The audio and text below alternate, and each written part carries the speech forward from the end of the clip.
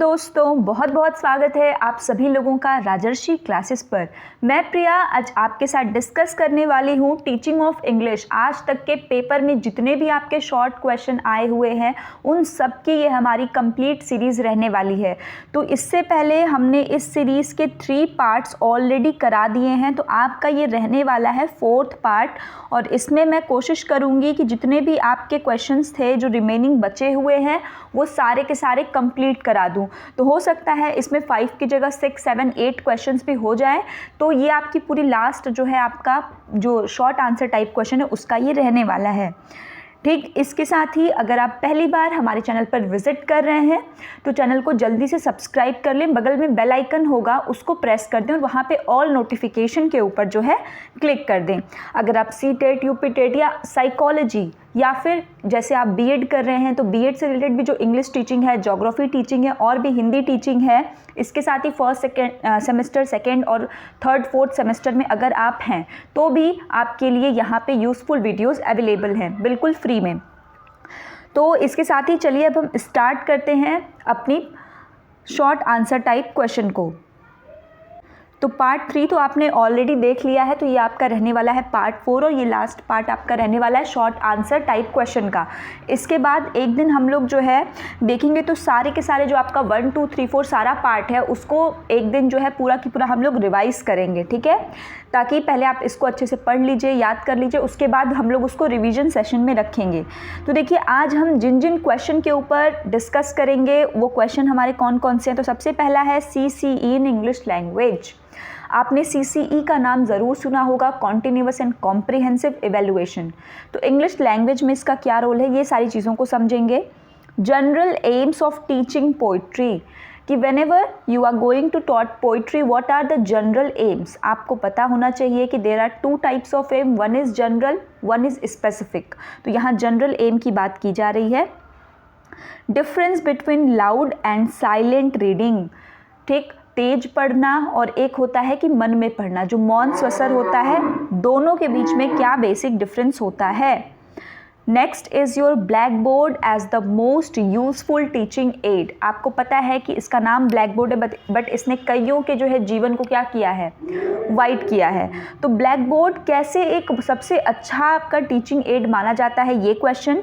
Steps of lesson plan for teaching grammar in English. अब यहाँ पे लेसन प्लान के ऊपर ऑलरेडी हमने वीडियो बनाई हुई है, कैसे लर्न करना है, कैसे राइट करना है प्रॉपर तरीके से। तो आप इस प्लेलिस्ट में जो इंग्लिश की प्लेलिस्ट है उसको मैं जो है आई बटन पे आपके जो है लगा दूंगी, तो आप वहाँ से भी जाकर देख सकते हैं। इसके साथ ही लेसन प्लान को अगर आप प्लेलिस्ट में भी सर्च करते हैं तो वहाँ से भी आपको मिल जाएगा।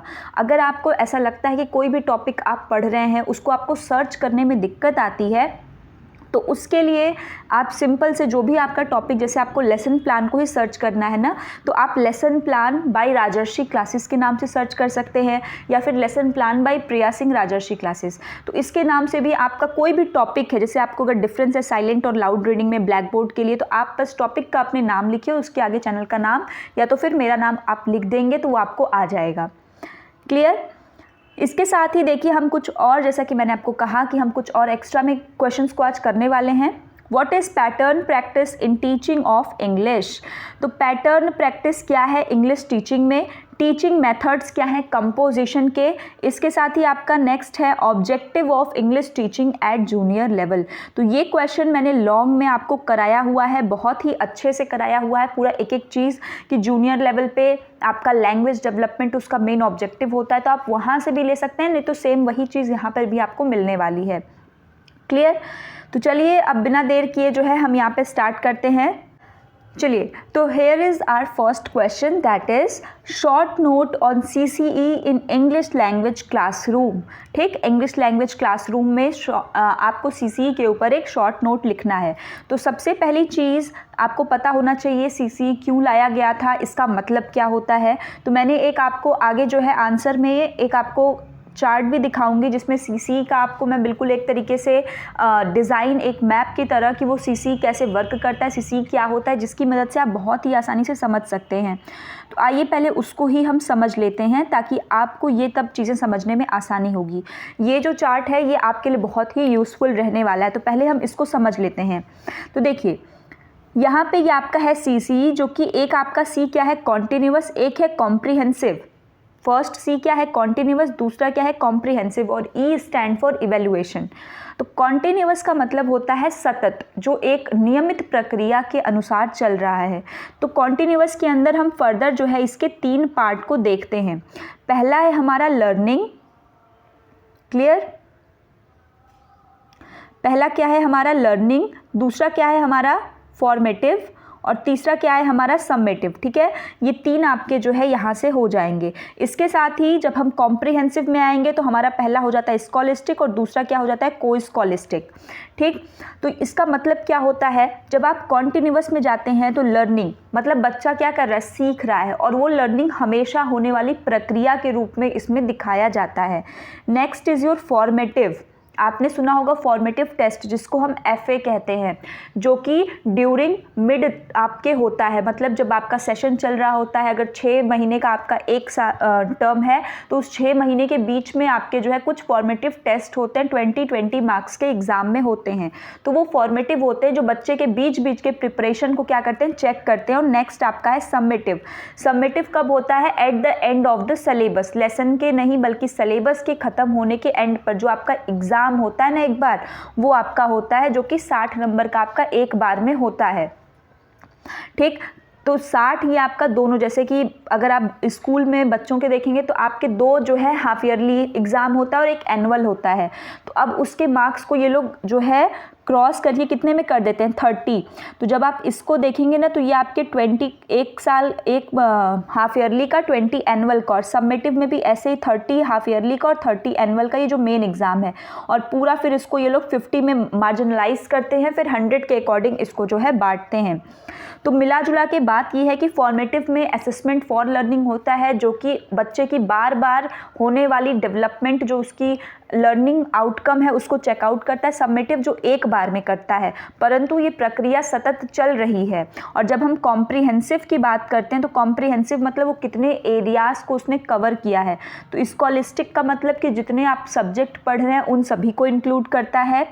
को स्कॉलिस्टिक का मतलब है कि सब्जेक्ट के अलावा जो आप एक्स्ट्रा एक्टिविटीज़ करते हैं, चाहे आर्ट्स कर रहे हैं, चाहे कोई चीज़ सीख रहे हैं, चाहे स्पोर्ट्स कर रहे हैं, योगा कर रहे हैं, वो सारी चीज़ें एक्स्ट्रा करिकुलर या को स्कॉलिस्टिक एरियाज़ के अंतर्गत हम पढ़ते हैं। जब आप फॉर्मेटिव टेस्ट लेते हैं, जो कि लेसन आपने कोई पढ़ा दिया, 1 या 2 चैप्टर पढ़ा दिया, अब आपने उसके बेस पे क्या कर दिया, बच्चे का फॉर्मेटिव टेस्ट ले लिया। तो फॉर्मेटिव टेस्ट ले लिया तो ये हमेशा क्वालिटी को डिपिक्ट करता है, जो 40% होता है। जैसे 20-20 मैंने आपको बताया ना, 1 साल का 20, 6 महीने का 20 और 6 महीने का 20। और असेसमेंट ऑफ जो है, जो लास्ट की जब आपने पूरे 6 चैप्टर पढ़ा लिए, अगर 6 चैप्टर आपके हाफ ईयरली में है तो उन सबको पढ़ाने के बाद जो आप एग्ज़ाम लेते हैं, टेस्ट लेते हैं, वो ये होता है। और इसमें क्वांटिटी को ध्यान दिया जाता है, ठीक है। इसमें क्वालिटी उतनी मेंटेन नहीं हो पाती क्योंकि आपको सबसे थोड़े थोड़े पूछने होते हैं, ठीक।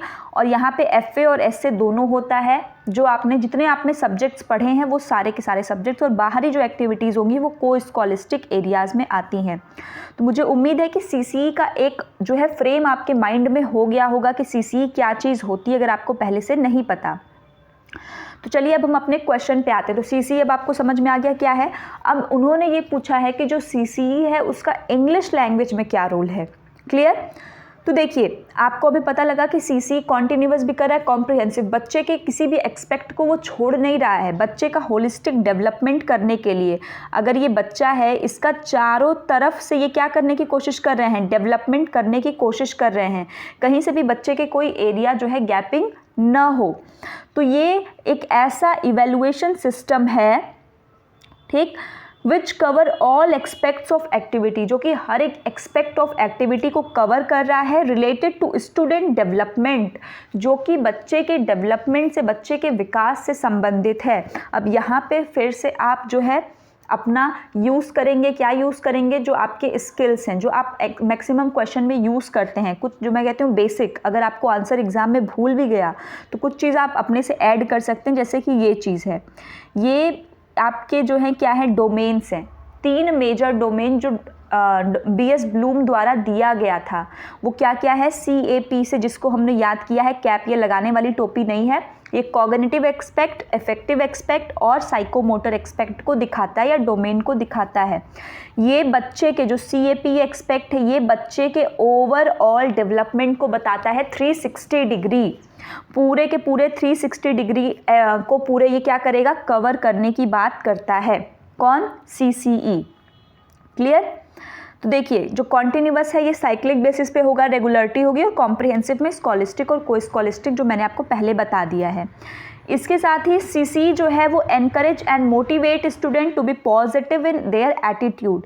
जो आपका CCE है ये हमेशा बच्चे को मोटिवेट करता है। इसमें ग्रेड की प्रणाली लाई गई थी कि बच्चे को जो है हमेशा मोटिवेट करिए, एनकरेज करिए कि वो हमेशा पॉजिटिव रहे अपने एटीट्यूड में। अगर उनके नंबर भी कम आ रहे हैं तो वो उनको उतना निराश होने की ज़रूरत नहीं है। अगर इंग्लिश के लैंग्वेज क्लासरूम में हम इस चीज़ को अप्लाई करें कि भाई CCE का क्या रोल है, तो यहाँ पे आप LSRW जो आप अपने हर आंसर में, आपको मैंने बोला है कि एकदम आपको अपने माइंड में रख कर जाना है, एक CAP एक LSRW, ये दो ऐसी चीज़ें जो आपको हर जगह काम आएंगी आप अपने आंसर में फिट कर सकते हैं, बिल्कुल आपका जो मास्टर आंसर है उसके लिए। तो LSRW को कैसे है, तो अब जब आप इसको लिखेंगे तो बस आपको एक एक पॉइंट इन लोगों से यूज़ करना है कि किस तरीके से वो लैंग्वेज का डेवलपमेंट कर रहा है, किस तरीके से वो आपके स्पीकिंग का डेवलपमेंट कर रहा है, किस तरीके से रीडिंग को कर रहा है और किस तरीके से राइटिंग को इन्हांस कर रहा है। तो देखिए it provide ample of opportunity to learner. सबसे पहले कि ये सीखने के लिए क्या करता है, बहुत सारी अपॉर्चुनिटी दे रहा है। क्यों? क्योंकि ये आपको मोटिवेट कर रहा है, एनकरेज कर रहा है। Gives chance to make desirable changes. इसके साथ ही ये जो है कई सारे चेंजेस के लिए भी आपको जो है चांस दे रहा है। इस क्लियर? इसके साथ ही regular assessment help them to know their progress. इसके साथ ही जो असेसमेंट हो रहा है ना, जो आपने असेसमेंट फॉर लर्निंग अभी पढ़ा, FA वाला सिस्टम, फॉर्मेटिव वाला, इससे बच्चे को पता लगता है कि यार मैंने ये चैप्टर पढ़ लिया, अब मेरे मार्क्स कम आए, इसका मतलब ये मुझे अच्छे से समझ में नहीं आया है। कभी कभी होता है कि हम पढ़ते तो जाते हैं बट कितनी चीज़ें हमें समझ में आई हैं वो हमें नहीं समझ में आता। अगर हम एंड ऑफ द पूरा पढ़ाने के बाद टेस्ट लेंगे तब तो बच्चा बिल्कुल ही गोल हो जाएगा। तो इससे बच्चे को भी पता लगता है और टीचर को भी पता लगता है। ड्यू टू कॉम्प्रिहेंसिवनेस, कॉम्प्रिहेंसिवनेस दैट मीन्स कि जो उसने सारे एक्सपेक्ट को कवर किया, स्कॉलिस्टिक प्लस को scholastic, it reduce anxiety and fear in student. तो उससे क्या है कि बच्चा पहले से ही उसको सारी चीज़ों को थोड़ा थोड़ा पता है कि अच्छा इसमें अच्छा है, इसमें थोड़ा कम है, इसमें और मेहनत करनी है, तो उसके अंदर एंग्जाइटी और फियर को भी ये कम करता है। इसके साथ ही बच्चों पे स्ट्रेस को ये डाउन करता है। कौन? CCE। अब आप यही सेम चीज़ लैंग्वेज पे अप्लाई करेंगे तो अगर लैंग्वेज में प्रोनाउंसिएशन है, बच्चे को बोलना है, पढ़ना सीखना है, लिखना सीखना है, तो अगर उसके मार्क्स कम भी आते हैं, वो प्रोनाउंसिएशन नहीं प्रॉपर कर पा रहा है, स्ट्रेस नहीं दे पा रहा है, तो वो बार बार प्रैक्टिस का उसको चांस यहाँ पे मिलेगा। ठीक, आउटर एक्स्ट्रा में अगर TLM का यूज़ कर रहे हैं तो भी आपको जो है यहाँ पे CCE जो है मदद करेगा। CCE provide a tool for instant detection of errors and correct them. इसके साथ ही ये एक टूल का काम कर रहा है कि जो तुरंत अगर आपने गलत बोला तुरंत उसने एरर पकड़ लिया और उसको तुरंत सही किया कि नहीं ऐसे करना है। इसके साथ ही ये टीचर को भी बहुत हेल्प करते हैं कि अपनी स्ट्रैटेजी को सिस्टमाइज करने के लिए। अगर टोटल 6 यूनिट्स आपको पढ़ाने हैं तो आप उसको 2-2 में डिवाइड कर लीजिए, 3-3 में डिवाइड करके 2 FA ले लीजिए, एक ऐसे हो जाएगा। तो टीचर भी पहले से क्या रहते हैं कि फिक्स्ड हो जाता है कि माइंड मेकअप उनका बन जाता है कि ये चीज़ें हमको ऐसे ऐसे करनी है। तो इस तरीके से CCE क्या करता है, बहुत सारी हेल्प करता है। अब यहाँ पे व्हाट आर द सिग्निफिकेंस, क्यों ये ज़रूरी है, इसका क्या जो है सिग्निफिकेंस है CCE का हमारे एजुकेशन सिस्टम में, हमारे लैंग्वेज सेक्शन में अगर हम बात करें स्पेशली। तो रिड्यूस स्ट्रेस, ये स्ट्रेस को कम करता है, पर्सनालिटी को डेवलप करता है ओवरऑल। ठीक, जनरेटिंग इंटरेस्ट को जनरेट करेगा, लर्नर सेंटर्ड एक्टिविटी, हर चीज़ लर्नर के अनुसार होगा, और मेमोराइजेशन को थोड़ा सा जो है इस पर कम बल देता है। ठीक, अब ये आपका पूरा कंप्लीट आंसर था CCE के लिए। अब आते हैं हम अपने नेक्स्ट क्वेश्चन पे जो है general aim of teaching poetry in English. अब देखिए जनरल एम क्या है आपका, टीचिंग पोइट्री। अगर आप जो है इंग्लिश में पोइट्री को पढ़ा रहे हैं तो क्या उसका एम होना चाहिए, वो भी जनरल एम। तो सबसे पहले मैं आपको जो है दोनों एम में डिफरेंस करना बताती हूँ कि जनरल एम और स्पेसिफिक एम। ठीक, जनरल मतलब सामान्य और स्पेसिफिक मतलब विशिष्ट, दोनों के बीच में डिफरेंस क्या होता है। जब आप डिफरेंस क्लियर कर लेंगे तो आप इजीली आंसर राइट कर सकते हैं। General aim is associated with the overall subject topic, जैसे कि पूरे के पूरे इंग्लिश को पढ़ने के बाद, अगर आप पोइट्री ले रहे हैं तो पोइट्री को पढ़ने के बाद आपके अंदर कौन कौन से चेंजेस आएंगे। अब यहाँ पोइट्री एक पर्टिकुलर नहीं है कि कोई एक सिंगल पोइट्री या डेफोडिल्स या फिर सॉलिटरी रीपर या कोई भी पोइट्री जिसको भी आप जानते हैं, उस सिंगल पोइट्री को पढ़ने के बाद नहीं, बल्कि पूरी की पूरी पोइट्री के बाद जो आपके अंदर चेंजेस आएंगे, जो आपका टर्मिनल बिहेवियर होगा, that is your general aim. While specific is related to a particular poetry, कोई एक सिंगल मैंने उसमें से निकाल दिया पोइट्री और बोला कि इसको पढ़ने के बाद आप में क्या चेंजेस आए, दैट इज स्पेसिफिक, जो आपका टर्मिनल बिहेवियर था पढ़ने के पहले और पढ़ने के बाद जो आया। और जनरल क्या है, जनरल दैट मीन्स पूरे के पूरे पोइट्री, पूरे के पूरे लैंग्वेज को पढ़ने के बाद जो उसका एम होता है वो जनरल होता है। क्लियर? तो firstly we have to describe what poetry is. सबसे पहले आपसे पोइट्री में पूछा तो आप बताएंगे ना पोइट्री क्या चीज़ होती है। तो पोइट्री ये एक बहुत ही फेमस डेफिनेशन है वर्ड्सवर्थ की, अगर आप याद कर लेते हैं तो आपको बाद के लिए भी बहुत हेल्प करेगा। ये नहीं याद हो तो मैंने एक ईजी भी लिखा हुआ है, उसको भी आप कर सकते हैं। Poetry is a spontaneous overflow of powerful emotions. ठीक है, पोइट्री क्या है, एक स्पॉन्टेनियस स्वतः ही आने वाली जो पावरफुल फीलिंग्स की जो इमोशंस हैं वो जो एकाएक आपके अंदर आते हैं। It takes it origin from emotion, जो आपके संवेगों से जो है इसकी उत्पत्ति होती है। रिकलेक्टेड इन ट्रैंक्विलिटी, और वो जाके कहाँ पे शांत होता है, जब आप उसको राइट कर लेते हैं तो वो बिल्कुल पीस में चला जाता है। तो ये कहना है किसका, वर्ड्सवर्थ का। एक और पोइट्री की डेफिनेशन आपकी कॉलरिज की, poetry is the best words in their best orders. ये बहुत इजी है, इसको भी आप राइट कर सकते हैं कि पोइट्री जो है ना बेस्ट वर्ड्स है अपने बेस्ट ऑर्डर में। ठीक, ये पोइट्री के लिए है। क्लियर? नेक्स्ट अब हम बात करेंगे डायरेक्टली अपने जनरल एम के ऊपर। हम आते हैं, जनरल एम क्या है, enable student to recite the poem with proper rhythm and intonation. तो ये हर एक पोइट्री के पढ़ने के बाद हम चाहते हैं कि बच्चे के अंदर ये चेंजेस हों, कि बच्चे जो है पोएम को रिसाइट करना सीख जाएं, उसके प्रॉपर रिदम और इंटोनेशन को बच्चा जो है सीख जाए। तो ये हम हर पोइट्री के बाद चाहते हैं, that's why it is a general aim. To develop imagination power of student, इसके साथ ही इमेजिनेशन पावर डेवलप हो। To develop enable student to appreciate the beauty of the poem, जो स्टूडेंट्स हैं वो क्या कर सकें, जो पोएम की ब्यूटी है उसको अप्रिशिएट कर सकें। ठीक है, उनके एस्थेटिक सेंस को जो है डेवलप कर सकें। इसके साथ ही प्रोनाउंसिएशन सीख सकें वो डिफ़िकल्ट वर्ड्स का। तो ये कुछ इसके जनरल एम्स हैं। इसके साथ ही अगर जो है आपको लग रहा है कि नहीं आपका आंसर थोड़ा शॉर्ट है 4 मार्क्स के अकॉर्डिंग, या फिर जितने का भी आपके पेपर में पूछता है 2 मार्क्स के लिए तो एनफ है, 4 के लिए भी एनफ है। तो इसमें जैसा मैंने आपको स्टार्टिंग में जनरल और स्पेसिफिक के बीच में डिफरेंस बताया ना, आप डिफरेंस करके भी इसमें बता सकते हैं, जो इजी है और आप आसानी से लिख भी लेंगे, कोई दिक्कत नहीं है। ठीक, now here is our next question. ठीक, तो अब ये आपका क्वेश्चन नंबर 3 रहने वाला है आज का, difference between loud reading and silent reading. तो क्या डिफरेंस है लाउड रीडिंग के बीच में और साइलेंट रीडिंग के बीच में।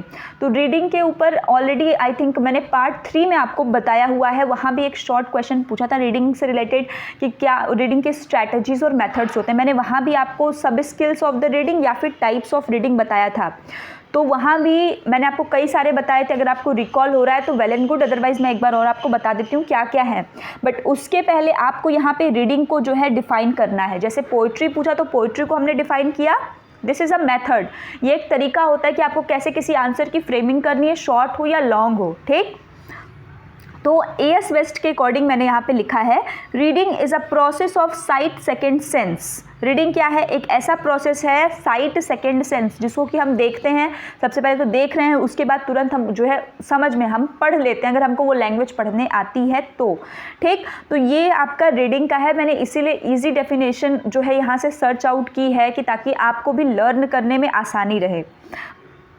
ठीक, इसके साथ ही अगर पढ़ने में आपको अच्छा लग रहा है तो थोड़ा सा समय निकाल करके वीडियो को लाइक भी ज़रूर कर दिया करें। ठीक, loud reading and silent reading are sub skills और टाइप्स ऑफ रीडिंग, जैसा कि मैंने आपको बताया। इसके अलावा और कौन कौन से सब स्किल्स हैं आप बता सकते हैं, मैंने बताई हुई है। तो स्कैनिंग हो गया, स्किमिंग हो गया, इंटेंसिव रीडिंग हो गया, एक्सटेंसिव रीडिंग हो गया, एक आपका लाउड रीडिंग हो गया, साइलेंट रीडिंग हो गया, जेन्युइन रीडिंग हो गया, मैंने आपको ये सारे के सारे पार्ट 3 में ऑलरेडी बताया हुआ है, ठीक है। तो अगर आपको याद भी हो रहा है तो बहुत अच्छी बात है, और नहीं हो रहा है तो वीडियो को अगर आप नोट्स भी बना रहे हैं तो नोट्स के थ्रू भी याद करने की कोशिश करते रहा करिए, ठीक, कि कौन सा क्वेश्चन पहले आप पढ़ चुके हैं, फिर उससे संबंधित कौन से क्वेश्चन से पार्ट आ रहा है, तो इसको भी एनालिसिस करते चलिए। और बाकी तो मैं आपको याद दिला करके बताते चलती ही हूँ, ठीक। अब यहाँ पे ये आपका डिफरेंस है between loud reading and silent reading के बीच में, ठीक। तो देखिए, अगर जस्ट की बात किया जाए तो लाउड का मतलब क्या होता है भाई, तेज, और साइलेंट का मतलब होता है धीमे। तो अब यहाँ पे जो चीज़ आपको एकदम अच्छे से सिंपल से आनी चाहिए वो ये कि भाई जो लाउड रीडिंग होगा ना, जैसे मैं अभी बोल रही हूँ तेजी तेजी, तो ये लाउड रीडिंग है। तो लाउड रीडिंग में क्या है, अब रीडिंग करना है, मान लीजिए अगर आप लोग मेरे सामने बैठे होते तो मैं इतनी तेज तेज बोलती और आप मेरी ही बातों को रिपीट करते, जैसे छोटे क्लासेस में टीचर्स करती हैं कि पढ़ के सुनाएंगी बोर्ड से और फिर बच्चे भी उस चीज़ को तुरंत क्या करेंगे, रिपीट करते हैं। तो ये लाउड रीडिंग है। और साइलेंट रीडिंग क्या है कि वहीं जब आपकी क्लासेस बड़ी हो जाती हैं तो टीचर तो बोल के पढ़ाएंगे नहीं, अब आपको क्या करना है, टीचर कहेंगे कि इसको पैराग्राफ को रीड करो, सब लोग अपने मन में, अभी हम क्वेश्चन आंसर पूछेंगे तो कोई तेज नहीं बोलेगा, सब अपने मन में करेंगे। तो प्रॉफिट क्या होता है कि अगर मैं किसी चीज़ को बोल बोल के पढ़ा रही हूँ तो इट टेक टाइम, और बच्चे भी रिपीट करें तो वो ज़्यादा समय भी लेगा। जबकि साइलेंट रीडिंग में हमें समय कम लगता है और हम टॉपिक कवर अधिक कर सकते हैं। और ये लाउड रीडिंग छोटी क्लासेस के लिए हेल्पफुल है, जबकि साइलेंट रीडिंग बड़ी क्लासेस के लिए हेल्पफुल है। ये कुछ बेसिक बातें नहीं जो आपको पढ़ने से पहले अपने दिमाग में रखनी है, ठीक। अब आइए, अब आते हैं डिफरेंस पे। अब आप खुद ब खुद कर लेंगे, कोई दिक्कत नहीं है। सबसे पहला क्या है, more helpful for primary classes, छोटे बच्चों के लिए ज़्यादा आसान है लाउड रीडिंग करके उनको चीज़ों को याद करवाना। Useful in secondary and higher stage, जबकि साइलेंट रीडिंग सेकेंडरी और हायर स्टेज के लिए ज़्यादा बेटर मानी जाती है। यहाँ पे प्रोनाउंसिएशन और इंटोनेशन के ऊपर फोकस किया जाता है कि बच्चे किसी चीज़ का प्रोनाउंसिएशन कैसे कर रहे हैं। बट यहाँ पे तो भाई हम मन में पढ़ रहे हैं ना, तो यहाँ तो स्ट्रेस कैसे कर रहे हैं, बच्चा सही पढ़ रहा है कि गलत, इसका किसी को पता ही नहीं चलता है, ठीक। फर्स्ट डन बाय टीचर, जो लाउड है सबसे पहले ये टीचर द्वारा किया जाता है। तो जब आपने लेसन प्लान बनाया था वहाँ पे भी इंग्लिश का लेसन प्लान जब मैंने आपको बताया तो वहाँ पे मैंने आपको बताया ना कि जब आप एक बार मॉडल रीडिंग करेंगे, एक बार इमिटेशन करेंगे। नहीं देखा है तो लेसन प्लान की वीडियो क्वेश्चन निश्चित आता है लॉन्ग में, ज़रूर करके जाइए। तो पहले जो लाउड रीडिंग है ना उसमें मॉडल और इमिटेशन दोनों की बात आप करेंगे, ठीक है। मैंने यहाँ एक ही में लिखा है, आप अलग अलग पॉइंट करके भी लिख सकते हैं कि जो loud reading consist of model reading and imitation reading, ठीक है। तो मॉडल रीडिंग किसके द्वारा किया जाएगा, टीचर के द्वारा, और फिर उसके आंसर में जो है इमिटेशन रीडिंग किसके द्वारा किया जाएगा, स्टूडेंट के द्वारा, ठीक। और जबकि साइलेंट में क्या है कि वो लर्नर करेगा खुद ही, ताकि वो कोई इन्फॉर्मेशन को जो है पा सके या फिर किसी चीज़ को लर्न कर सके। इसके द्वारा हम लेस कंटेंट को कवर करेंगे क्योंकि बोलने में टाइम लगेगा, सामने वाला उस चीज़ पे बोलेगा तभी तो, और इसमें हम धीमे धीमे पढ़ के पूरे सिलेबस को क्या कर सकते हैं, कवर कर सकते हैं। ये एक कलेक्टिव एक्टिविटी है क्योंकि इसमें टीचर स्टूडेंट सभी साथ में है, जबकि ये एक इंडिविजुअल एक्टिविटी है। ये बताता है कि किसी चीज़ को कैसे प्रोनाउंस करना है, तभी तो हम सीखेंगे, और किसी चीज़ को कैसे लर्न करना है। जबकि यहाँ पे हम नॉलेज को एक्सप्लोर करने के लिए ज़्यादातर साइलेंट रीडिंग का यूज़ करते हैं, ठीक। तो ये जो है आपका किसके बीच में डिफरेंस हमने किया, लाउड रीडिंग और साइलेंट रीडिंग के बीच में, ये आपका जो है डिफरेंस था, ठीक। अब इसके बाद नेक्स्ट क्वेश्चन नंबर 4, ठीक। तो वो मुझे उम्मीद है कि लाउड रीडिंग और साइलेंट रीडिंग के बीच में आपको डिफरेंस समझ में आ गया होगा। दोनों इजी हैं, बस जो मैंने आपको जिस्ट में आपको स्टार्टिंग में बताती हूँ ना, उसको अपने माइंड में रखिए, उसके बाद तो डिफरेंस आप यूँ कर लेंगे एकदम अपने से। अब देखिए, black board as a most useful teaching aid. अब आप खुद से सोचिए कि जब से हम लोग पढ़ते आ रहे हैं, तो बाकी टीएलएम तो बाद में, ब्लैक बोर्ड एक ऐसा टीएलएम है जो आज तक हमारे साथ आता है और कहीं ना कहीं हम उससे सबसे ज़्यादा बेहतरीन तरीके से समझ पाते हैं, ठीक।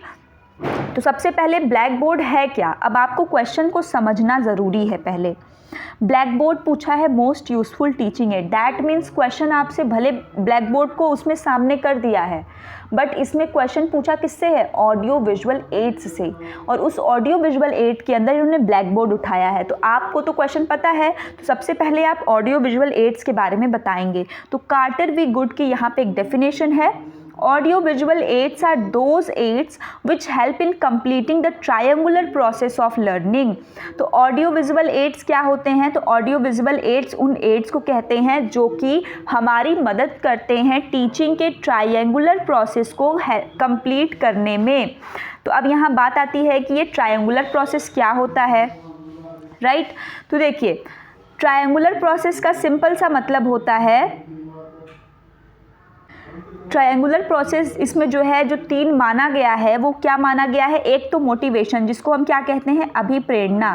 क्या कहते हैं? अभिप्रेरणा। और दूसरा क्या है? क्लासिफिकेशन, जिसको हम क्या कहते हैं? स्टिमुलेशन। अब मान लीजिए कि आपका एक ट्रायंगुलर प्रोसेस है, तो यहाँ पे ये क्या है कि सबसे पहला आपका क्या होगा? मोटिवेशन। अब यहाँ पे ये एक हो गया मोटिवेशन, एक हो गया क्लासिफिकेशन, एक होगा स्टिमुलेशन। तो ये जो आपका MCS है ना, MCS, ये आपका क्या है कि इस प्रोसेस को कंप्लीट करने के लिए, ट्रायंगुलर प्रोसेस को, जो हम क्या लाते हैं? अपने ऑडियो विजुअल एड्स को लेकर आते हैं। ठीक है, तो ये आपका ऑडियो विजुअल एड्स का है जो कि हमारे ट्रायंगुलर प्रोसेस को हेल्प करने में मदद करता है। तो ये काफ़ी ईजी डेफिनेशन भी है और आप इसको आसानी से, ठीक, तो ये सब आपका सारा के सारा क्या हो जाएगा? यहाँ पर ये तीनों के तीनों प्रोसेस को, इसको क्या करना है? कंप्लीट करना है, जो आपका क्या है? ट्रायंगुलर प्रोसेस है आपका लर्निंग का। कि ये 3 चीज़ें अगर आपके साथ होंगी तो आपका जो लर्निंग का प्रोसेस है वो जल्दी और इफेक्टिव होगा। ठीक, पहला तो आपके पास मोटिवेशन कुछ ना कुछ होनी चाहिए, दूसरा कि सही तरीके में क्लासिफिकेशन, तीसरा स्टिमुलेशन होना चाहिए। ठीक, तो ये आपकी डेफिनेशन इजी भी है। इसके साथ ही आपसे पूछा है कि जो आपका ब्लैक बोर्ड है, ठीक, या चॉक बोर्ड है, वो मोस्ट यूज़फुल कैसे है?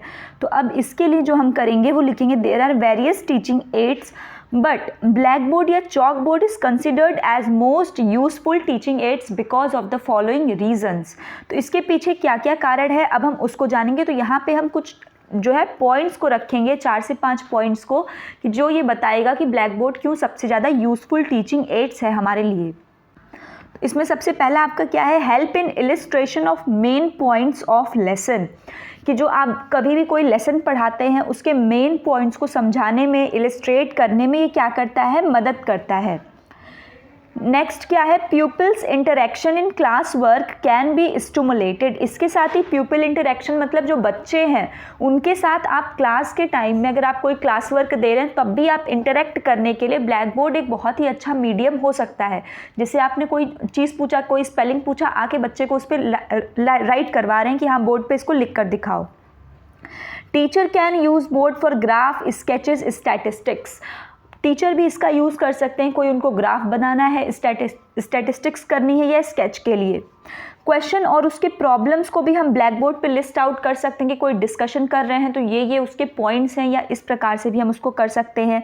इसके साथ ही erase previous drawing and start a fresh. इसके साथ ही अगर कोई और है, आप 1-2 ड्राइंग बनाए, उसको तुरंत आप रिमूव करके, इरेज करके इसमें नए स्टार्ट कर सकते हैं।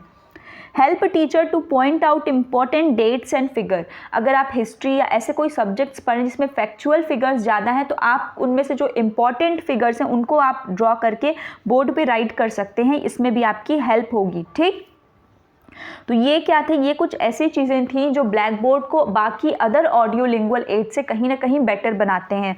आप चाहें तो एग्जाम्पल के तौर पे भी इसको बता सकते हैं। जैसे ये जो पॉइंट्स हैं आप इतना लिख दिए, उसके बाद आप एक एग्जाम्पल दे सकते हैं कि जैसे अगर हमारे पास कोई दूसरा ऑडियो विजुअल एड्स है, जैसे अगर हम सिर्फ ऑडियो लें, जैसे कि टेप रिकॉर्डर लें या रेडियो लें, तो उसमें हम अपना कुछ कर तो सकते हैं बट हम उसमें चीज़ों को जल्दी जल्दी नहीं जो है चेंज कर सकते हैं, या जल्दी जल्दी हमारे पास एरर्स पहचानने के जो है उसमें इंडिकेशंस नहीं होते हैं। विजुअल भी लें तो उसमें हम चीज़ों को प्रॉपरली सही तरीके से नहीं देख सकते, जबकि ब्लैक बोर्ड ऐसा जो आपकी अपॉर्चुनिटीज़ को इंक्रीज़ करता है। ठीक, तो आप एग्जाम्पल के तौर पे भी बता सकते हैं, अपना भी यहाँ पे आंसर को आप एडिट करके कर सकते हैं। अब हम देखेंगे कुछ टाइप्स ऑफ ब्लैक बोर्ड। इसको भी आप लिख सकते हैं, ये आपके आंसर को इफेक्टिव बनाएगा। स्टार्टिंग में भी डाल सकते हैं। तो ब्लैक बोर्ड फिक्स्ड जो हमने मैक्सिमम देखा है, एक रोल अप बोर्ड आता है जो वाइट और ब्लैक दोनों में आता है।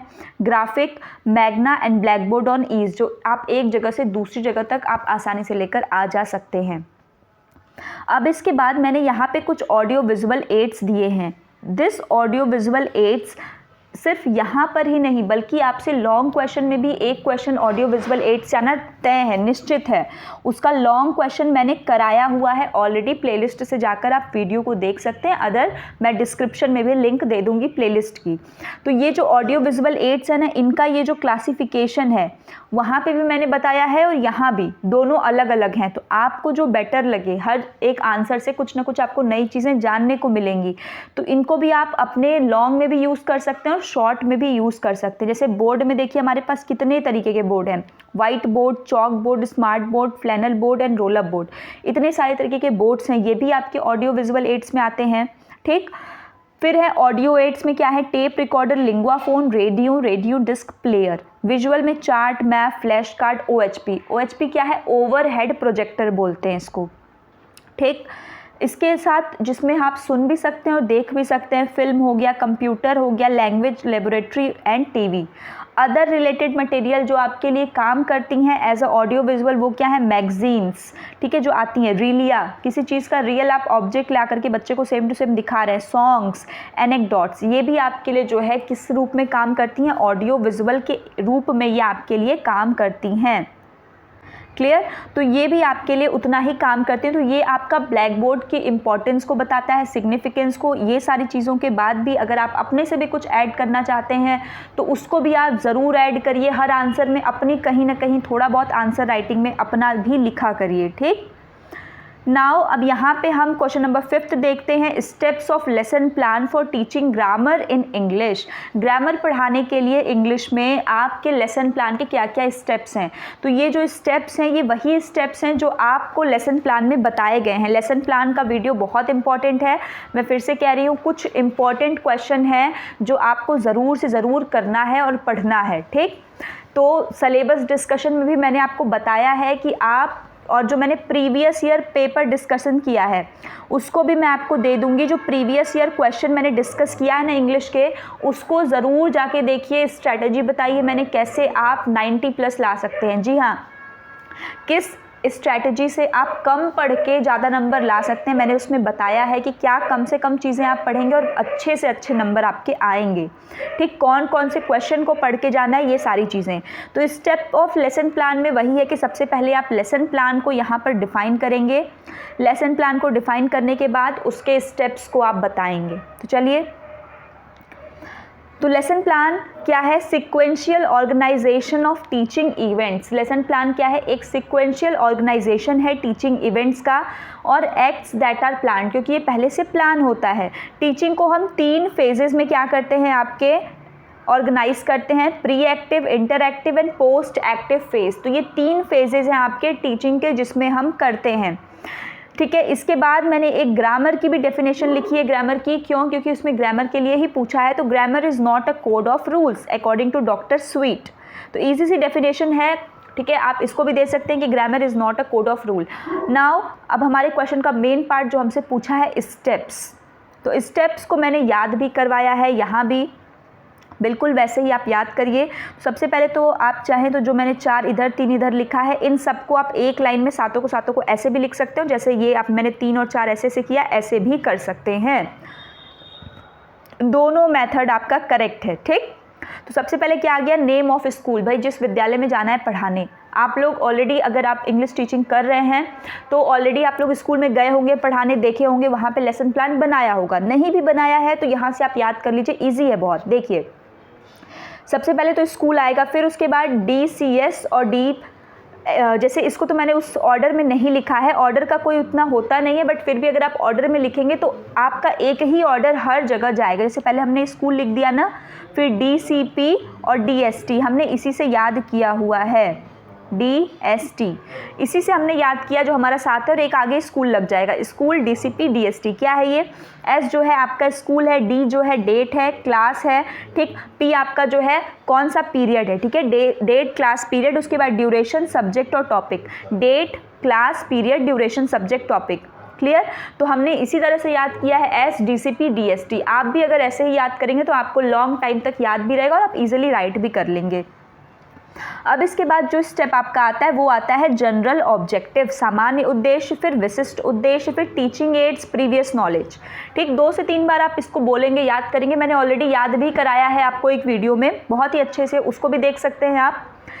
जनरल ऑब्जेक्टिव, स्पेसिफिक ऑब्जेक्टिव, उसके बाद टीचिंग एड्स आते हैं, प्रीवियस नॉलेज का यूज़ करते हैं, फिर इंट्रोडक्शन करते हैं, भाई क्या है बच्चे का पूरा चीज़ें। जब बच्चे से हम अपना टॉपिक अब यहाँ पे बाहर निकलवा लेते हैं तो उसके बाद aim of statement, statement of aim बोलेंगे कि ये आज हमको पढ़ना है बच्चों, फिर प्रेजेंट करेंगे जिस तरीके से क्लास में जो जो चीज़ें करेंगे, करने के बाद उसको ओवरऑल समराइज करेंगे। समराइजेशन भी कर सकते हैं या ब्लैक बोर्ड समरी भी आप कर सकते हैं।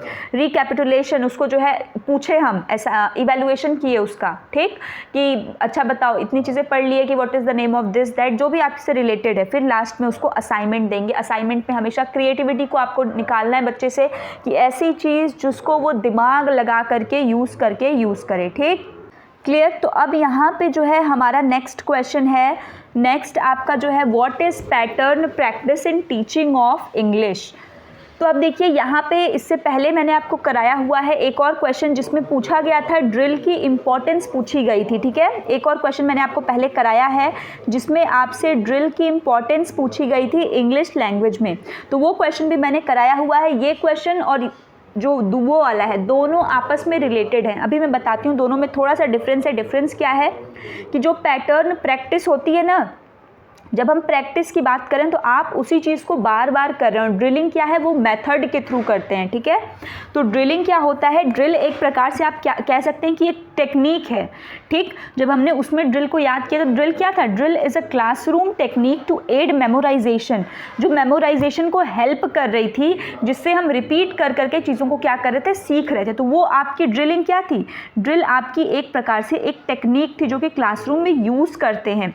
जबकि पैटर्न प्रैक्टिस क्या है, यहाँ पे जिन मीडियम से आप कर रहे हैं वो मीडियम क्या है, आपका पैटर्न प्रैक्टिस है, जिस तरीके से कर रहे हैं। और वो मेथड क्या कहलाता है, मेथड कहलाता है ड्रिल, और जैसे करते हैं बार बार दैट इज़ पैटर्न। पैटर्न मतलब होता है ना जो कि एक सिमिलर पैटर्न आप फॉलो कर रहे हैं। जैसे आप बच्चे को बोल रहे हैं, ठीक है, मान लीजिए कि आप बच्चे को कोई चीज़ सिखा रहे हैं, तो सिखाने में आपने 2 मिनट बच्चे को बोला, फिर गैपिंग दे दी, फिर 2 मिनट बोला, फिर गैपिंग दे दी, फिर 2 मिनट बोला, फिर गैपिंग दे दी, फिर बोला, फिर गैपिंग। तो ये कॉमन पैटर्न बन गया ना। जब यही कॉमन पैटर्न प्रैक्टिस हम लैंग्वेज में कराते हैं, खास तौर पे ड्रिलिंग का यूज़ या पैटर्न प्रैक्टिस का यूज़ हम बच्चे को कोई दूसरी लैंग्वेज को सिखाने में ही करते हैं। लैंग्वेज में इसका बहुत रोल होता है, इसीलिए ड्रिलिंग और पैटर्न प्रैक्टिस को आपको कई जगह दिखेगा कि पैटर्न प्रैक्टिस या पैटर्न ड्रिल के नाम से, दोनों एक ही चीज़ है। तो ड्रिलिंग भी इसी से संबंधित है। ड्रिल जो है वो एक टेक्निक है, जबकि पैटर्न प्रैक्टिस वो मेथड है, वो तरीका है कि जिसके थ्रू हम इसको करते हैं, रिपीटेटिव प्रैक्टिस। क्लियर। तो ड्रिलिंग भी यहाँ पर जो है आपको लिखना है कि ड्रिलिंग क्या होती है, उसको भी आप राइट कर सकते हैं कि ड्रिलिंग आपकी ऑडियो लिंगुअल टेक्निक है, जो कि आप जो है एक रिपीट करते हैं कि पहले टीचर ने बताया, जो चीज़ बोला आप उसको रिपीट कर रहे हैं। अब वो रिपीट भी कई प्रकार से होता है, उसको भी हम देखेंगे। हमने जो प्रीवियस वीडियो में किया हुआ था शॉर्ट आंसर में ही, जो ड्रिल की इंपॉर्टेंस है, वहाँ पे भी सेवरल टाइप्स ऑफ ड्रिल को क्या किया था, डिस्कस किया था, और वहाँ पे मैंने आपको सिर्फ नाम बताए थे। बट यहाँ पे मैं आपको एग्जाम्पल के साथ यहाँ पर आज बताऊंगी, ताकि वो जो आपका टॉपिक है, वहाँ पे मैंने उस दिन एग्जाम्पल बताया था, बट बहुत सारे लर्नर जैसे कि होता है कि उन लोग को राइट किया हो तब अच्छे से समझ में आता, तो इसलिए मैंने आज राइट भी किया है एग्जाम्पल के साथ। इतना आपको लिखने की ज़रूरत नहीं है, बट समझना बहुत ज़रूरी चीज़ है, तभी आप कर पाएंगे, ठीक। तो पैटर्न प्रैक्टिस देखते हैं। Pattern practice involve the manipulation of syntactic structure, मतलब जो सिंटेक्स वाले स्ट्रक्चर होते हैं, सब्जेक्ट वर्ब ऑब्जेक्ट, जो उसका स्ट्रक्चर है, by learner in order to facilitate memorization and the formation of second language habit. जैसे हमको हिंदी से इंग्लिश में ट्रांसलेट करना सिखाया जाता है, तो वो पैटर्न प्रैक्टिस के थ्रू ही कराया जाता है ना, ग्रामर ट्रांसलेशन मेथड, जिसमें सेम टू सेम चीज़ बोले, बार बार हमको शब्द दिया जाएगा कि इसका मतलब ये है, अब उसको ट्रांसलेट करिए। तो वो क्या है, कहीं ना कहीं वो सेकेंड लैंग्वेज जो है उसकी हैबिट बनाने के लिए हमसे क्या करता है, रटवाया जाता है। तो ये क्या है, अब technique for practicing a linguistic structure, कोई एक लैंग्वेज का कॉमन स्ट्रक्चर होता है जिसमें बच्चे क्या करते हैं, एक सेंटेंस को बार बार रिपीट करते हैं, each time substituting a new element, और हर बार जो आपने पहले पढ़ा है ना उससे थोड़ा सा ज़्यादा आपको दे देगा, कुछ एक्स्ट्रा में आप सब्स्टिट्यूट कर देंगे, उस जगह रख करके आप वर्ड को यूज़ करते हैं, ठीक। Pattern practice can be useful as long as you know where to break the pattern. आपके लिए पैटर्न प्रैक्टिस तब तक यूज़फुल है जब तक आपको पता है कि कहाँ पे आपको उसके चेन को ब्रेक करना है, क्योंकि जब आपको पता नहीं होगा तो आप पूरे के पूरे चीज़ों को एक लाइन में पढ़ेंगे तो वहाँ तो सेकेंड लैंग्वेज की यूटिलिटी में जो इंटोनेशन की बात करते हैं, जो स्ट्रेस की बात करते हैं, जो हम पिच की बात करते हैं, वो तो गायब हो जाएगा, तो इसका कोई फ़ायदा नहीं होगा। ठीक, अब देखिए ड्रिलिंग जो मैंने आपको बताया ना, ड्रिलिंग यहाँ पे वही चीज़ है कि जहाँ पे हम न्यू लैंग्वेज आइटम्स को इंट्रोड्यूस करते हैं बच्चों के सामने, और पहले मैडम जी उसको पढ़ के सुनाएंगे कि बेटा इसको ये पढ़ते हैं, फिर बच्चे उस चीज़ को पढ़ेंगे, रिपीट करेंगे। वो मेथड जो होता है वो ड्रिल होता है, और जैसे हम रिपीट करते हैं बार बार तो वो एक पैटर्न बन जाता है, और उसी को बार बार प्रैक्टिस करवाने की वजह से इसका नाम क्या पड़ गया, पैटर्न प्रैक्टिस पड़ गया। अब ज़रूरत ये है कि वाई पैटर्न प्रैक्टिस क्यों करें हम पैटर्न प्रैक्टिस भाई? तो पैटर्न प्रैक्टिस इसलिए करनी है क्योंकि ये आपकी एक्यूरेसी पर ध्यान देता है कि आप चीज़ों को सही सही बोल रहे हैं ना, रेदर देन फ्लुएंसी, कि तेज में बोल रहे हैं, स्पीड में बोल रहे हैं। ठीक, इम्प्रूव प्रोनाउंसिएशन, क्योंकि टीचर पहले आपको सिखाएंगे कि बेटा इसको ऐसे नहीं ऐसे पढ़ो। जैसे कि अभी मैं एक वर्ड लिखती हूँ, इसको आप सभी लोग पढ़िए, हालांकि मैं सुनूंगी नहीं लेकिन फिर मैं आपको इसको प्रोनाउंस करके दिखाऊंगी। क्या लिखा है ये? तो सभी ने मैक्सिमम में, हो सकता है कुछ लोग सही भी पढ़ रहे हो, बट जो हमारी normal average of the audience पढ़ती है वेजिटेबल, तो इसको सब वेजिटेबल ही कहते हैं, बट इसे वेजिटेबल नहीं वेजिटेबल पढ़ते हैं। क्या पढ़ते हैं? वेजिटेबल। तो वेजिटेबल पढ़ते हैं, बट मैक्सिमम हम लोगों का क्या है, वेजिटेबल पढ़ते हैं। ठीक है, तो इस प्रकार से उनको सिखाया जाता है इस चीज़ में, पैटर्न प्रैक्टिस में, कि इसको वेजिटेबल पढ़ो। ठीक है, इस प्रकार से बहुत सारे जो है हमारी चीज़ें होती हैं। इसी तरीके से हम लोग जो है होटल, होटल बोलते हैं, इसको होटल नहीं होटल बोलते हैं। ठीक, तो इस प्रकार से बहुत सारे वर्ड्स हैं जिसको हम गलत पढ़ते हैं, मिसप्रोनाउंस करते हैं, तो ये क्या है, इसके थ्रू सही होता है। इसके साथ ही मेमोराइज कॉमन लैंग्वेज पैटर्न, इसके साथ ही ये क्या करता है, कॉमन लैंग्वेज पैटर्न को मेमोराइज भी करने में हमारी मदद करते हैं। ठीक, अब देखिए पैटर्न प्रैक्टिस को आप सबसे अच्छे तरीके से बेस्ट प्रैक्टिस कैसे कर सकते हैं। जैसे अब हमने बात तो की पैटर्न प्रैक्टिस की कि नहीं पैटर्न प्रैक्टिस अच्छी है क्योंकि हमें लैंग्वेज को सीखने में मदद कर रही है, लेकिन ये और अच्छी हो सकती है। कैसे? Teach through activities and visual aids, अगर हम इसको एक्टिविटीज़ और विजुअल एड्स के थ्रू पढ़ाते हैं तब। रिच कॉन्टेक्स्ट, बच्चे को संदर्भपूर्ण पूरा रिच कॉन्टेक्स्ट दे रहे हैं, गैप्स को पता कर रहे हैं और उसको तुरंत रेमेडियल टीचिंग हम प्रोवाइड कर रहे हैं, और मीनिंगफुल ड्रिल्स करवा रहे हैं जो बच्चे के लिए क्या है, यूजफुल है। क्लियर? अब टाइप्स ऑफ पैटर्न ड्रिल, तो देखिए जैसा मैंने आपको बताया कि मैंने आपको प्रीवियस वीडियो में जो है शॉर्ट आंसर में ही जहाँ पे importance of drill in English language कराया था, वहाँ पे पैटर्न ड्रिल के टाइप पे ऑलरेडी मैंने डिस्कस किया था। तो मैंने वहाँ भी आपको बताया था कि भाई ड्रिल कई प्रकार के होते हैं, repetition drill, substitution drill, question and answer, transformation, oral skill, dialogue, conversation, ये सारे मैंने आपको बताए हैं। अब यहाँ पे एग्जाम्पल के साथ बता रही हूँ, जिनको जिनको नहीं समझ में आया है और जिन बच्चों को आ गया था उस वीडियो में तो वो इसको स्किप भी कर सकते हैं, कोई दिक्कत नहीं है। पहला क्या है आपका, द रिपीटेशन ड्रिल। रिपीटेशन में सेम जैसा टीचर बोलेंगी वैसा ही सेम बोलना है। जैसे आई लाइक प्लेइंग, बच्चा भी बोल दिया, टीचर ने बोला आई लाइक प्लेइंग तो बच्चे ने भी बोला आई लाइक प्लेइंग, तो ये आपका क्या है, रिपीटेशन ड्रिल है। नाउ अगर हम सब्स्टिट्यूशन पे आए तो सब्स्टिट्यूशन के दो हैं, एक सिंपल सब्स्टिट्यूशन होता है, एक मल्टीपल। सिंपल सब्स्टिट्यूट का मतलब होता है ना कि जैसे यहाँ पे कोई चीज़ है, अब इसको उठा करके हमने यहाँ पे रख दी, इसकी जगह या कुछ और नया रख दिया। तो सिंपल में क्या है, जहाँ पे सिर्फ एक वर्ड का सब्स्टिट्यूशन करते हैं, और मल्टीपल में क्या है, जहाँ पे एक से ज़्यादा वर्ड का करते हैं। अब एग्जाम्पल देखिए, ये टी और एस का मतलब है, टी का मतलब है भाई टीचर और एस का मतलब है स्टूडेंट। अब यहाँ पे तृप्ति लाइक पॉप म्यूजिक, ठीक है, टीचर ने कहा, बोला कि तृप्ति लाइक पॉप म्यूजिक, तो तृप्ति को पॉप म्यूजिक पसंद है। अब ये पॉप की जगह पहले बच्चे ने भी यही बोला कि तृप्ति लाइक पॉप म्यूजिक, अब फिर टीचर ने पॉप की जगह कहा अब रॉक का यूज़ करिए, सब्स्टिट्यूट कर दिया ना, पॉप को किससे सब्स्टिट्यूट कर दिया, रॉक से। तो अब बच्चे क्या बोलेंगे, तृप्ति लाइक्स रॉक म्यूजिक। क्लियर? तो ये सिंपल सब्स्टिट्यूशन था जहाँ पे सिर्फ एक वर्ड सब्स्टिट्यूट हुआ। और यही जब आपके मल्टीपल में आ जाएगा ना, तो मल्टीपल में देखिए क्या होगा, my brother like listening to pop music. अब यहाँ पे टीचर ने पहले एक स्टेटमेंट बताया कि my brother like listening to pop music, तो अब बच्चे सेम टू सेम वही रिपीट करेंगे कि my brother like listening to pop music. अब यहाँ पे टीचर ने दो वर्ड का सब्स्टिट्यूशन किया, एक सिस्टर का एक रॉक का, ब्रदर की जगह सिस्टर, पॉप की जगह रॉक। तो अब बच्चे क्या बनाएंगे कि my sister like listening to rock music, दो वर्ड्स को उन्होंने सब्स्टिट्यूट किया ना, तो ये मल्टीपल सब्स्टिट्यूशन हो जाएगा। एग्जाम्पल के साथ आप इजीली समझ भी पाएंगे, और अगर एग्जाम में लॉन्ग में भी कंपोजिशन पूछे या शॉर्ट में भी, if you have content less, अगर आपके पास कंटेंट की कमी है, कंटेंट लैकिंग लग रहा है, तो आप एग्जाम्पल के साथ अच्छे से एक्सप्लेन कर सकते हैं। ठीक, क्वेश्चन एंड आंसर बहुत इजी है। क्वेश्चन एंड आंसर कि टीचर ने कोई क्वेश्चन पूछा, आपने उसका आंसर किया, तो इसमें तो कोई भी बिना बताए, जैसे डज ही लाइक पनीर, तो बच्चे ने बोल दिया यस ही डज। ठीक। ट्रांसफॉर्मेशन ड्रिल का मतलब होता है कि अगर स्टेटमेंट पॉजिटिव में दिया है तो उसको किस में चेंज कर देना, निगेटिव में चेंज कर देना। ठीक। जैसे कि आई लाइक राइडिंग, तो अब बच्चे ने क्या बोल दिया, आई डोंट लाइक राइडिंग। ठीक, ये ट्रांसफॉर्मेशन है। रिप्लेसमेंट ड्रिल में क्या होता है कि नाउन की जगह यहाँ पे प्रोनाउन यूज़ कर देते हैं। जैसे नाम कोई दे दिया आपको, राम श्याम, जो भी नाम दे दे उसको फिर आप pronoun he she it they will इसमें चेंज करके, प्रोनाउन में चेंज करके, रिप्लेस करके उसको जो है बच्चा बोलता है। इसके साथ ही एक्सपेंशन ड्रिल। एक्सपेंशन ड्रिल का मतलब, जैसे पहले उसने छोटा सा सेंटेंस दिया राम इज़ अ बॉय, तो बच्चे ने भी कहा राम इज़ अ बॉय, फिर उसको एक्सपेंड किया कि Ram is a boy, he like this, he like that, उसको एक्सपेंड करते जा रहा है सेंटेंस को आगे आगे, तो ये आपका एक्सपेंशन ड्रिल होता है। ठीक। तो ये आपका किसके लिए था, ड्रिल के लिए था, जो पैटर्न प्रैक्टिस था, ये पूरा उसका आंसर था। मुझे उम्मीद है कि आपको ये समझ में आ गया होगा। अब हम देखते हैं आज का अपना लास्ट क्वेश्चन। ऑब्जेक्टिव वाला लॉन्ग में ऑलरेडी हमने कराया हुआ है, वहाँ से जाकर आप देख सकते हैं, वरना लॉन्ग के लिए ऑब्जेक्टिव एक इम्पॉर्टेंट क्वेश्चन भी है, तो आप उसको भी ज़रूर तैयार करें। Teaching methods for composition. अब यहाँ पे कंपोजिशन की बात कर रहा है कि टीचिंग मैथड क्या है। तो the teaching method of composition is an integral part of teaching English at the earlier stage, middle stage and senior stage. तो आपको पता है कंपोजिशन का मतलब होता है राइटिंग। इसका संबंध किससे है, हमारे जो LSRW है इसमें इसका संबंध किससे है, इस W से है, राइटिंग से है। तो ये चाहे आप छोटी कक्षा में हो, चाहे बीच में हो, चाहे लास्ट में हो, कहीं भी हो, राइटिंग एक इंटीग्रल पार्ट होता है। It is a process of collecting thoughts and arranging them in particular sequence.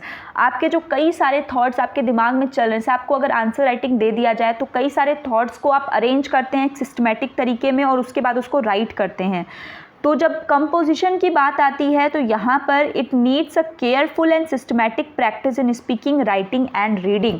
इन तीनों में जो है हमको बहुत ही ज़्यादा प्रैक्टिस चाहिए, क्योंकि अगर हमको कोई चीज़ बोलनी है तो उसके लिए भी तो हमें पता होना चाहिए ना, वर्ड्स का अरेंजमेंट हमको करना है जल्दी जल्दी, ये सारी चीज़ें। अब कंपोजिशन के टाइप्स ऑलरेडी पहले भी एक आपके कंपोजिशन है गाइडेड और फ्री में डिफरेंस पूछा था, वहाँ भी मैंने बताया है, यहाँ भी बता रही हूँ कि ओरल भी हो सकता है, रिटन भी हो सकता है, दोनों के एक ही गाइडेड और फ्री जो है आपके कंपोजिशन होते हैं। Here we come with the principle of composition, कि कंपोजिशन के क्या क्या प्रिंसिपल होते हैं। तो प्रिंसिपल ऑफ प्रॉपर सिलेक्शन, जो आपने डाटा को कलेक्ट लिया है, सेलेक्ट किया है, वो सही होना चाहिए।